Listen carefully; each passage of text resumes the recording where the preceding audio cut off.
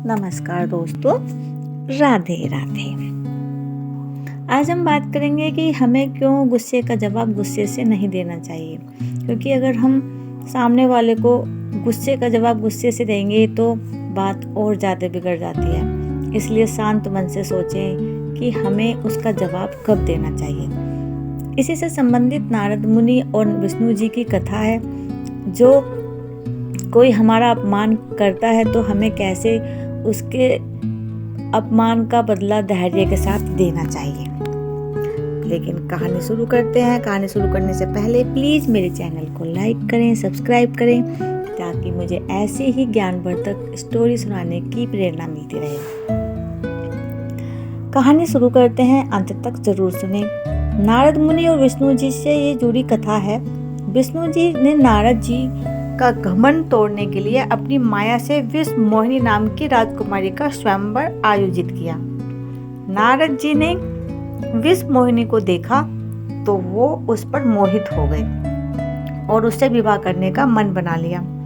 विष मोहिनी के स्वयंवर में देव ऋषि नारद भी जाना चाहते थे, इसलिए नारद जी विष्णु जी के पास पहुंच गए। उनसे कहा कि मुझे सुंदरता दे दीजिए, जिसे देखकर विष्णु मोहिनी मुझे विवाह के लिए चुन ले। विष्णु जी ने नारद मुनि को वानर बना दिया। नारद जी ने ऐसे ही स्वयंवर पहुंच गए। स्वयंवर शुरू हुआ तो विष्णु जी भी वहां पहुंच गए। विष्णु मोहिनी ने नारद मुनि को नहीं बल्कि विष्णु जी को चुन लिया और वरमाला पहना दी। नारद मुनि को मालूम हुआ कि विष्णु जी ने उनका चेहरा बानर की तरह बना दिया है। इस बात से वे बहुत गुस्सा हो गए। गुस्से में उन्होंने विष्णु जी को श्राप दिया, अपमान करने लगे। विष्णु जी नारद मुनि की बातें मुस्कान के साथ ध्यान से सुन रहे थे। नारद मुनि गुस्से में बोलते ही जा रहे थे। उन्होंने कहा कि आपने मुझे धोखा दिया है। आप भगवान हैं, इसका मतलब ये नहीं है कि आप किसी को भी ठग लेंगे। आज आपकी वजह से मुझे स्त्री का वियोग सहना पड़ा है। मैं आपको श्राप देता हूँ कि आपको भी स्त्री वियोग होगा। आपने मुझे बंदर का चेहरा दिया है तो एक दिन आपको बंदरों की ही मदद लेनी होगी। ये सारी बातें लक्ष्मी जी भी सुन रही थी।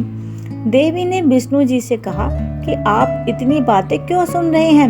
विष्णु जी ने देवी जी से कहा कि नारद मुनि से श्रुति बहुत सुनी है, आज निंदा भी सुन लेते हैं। जब नारद जी शांत हुए तो विष्णु ने कहा कि मैं आपका श्राप स्वीकार करता हूँ। इसके बाद भगवान ने उन्हें समझाया कि आप संत हैं, आपको घमंड हो गया है और आपके जैसे संत के लिए घमंड करना अच्छा नहीं है। इस वजह से मैंने आपका घमंड तोड़ने के लिए ही ये पूरी माया रची थी। वह राजकुमारी स्वयंवर स्वयं मेरी माया ही थी। आप जैसे संत के मन में एक राजकुमारी के लिए काम वासना जागना सही नहीं है। आपको इन बुराइयों से दूर रहना चाहिए।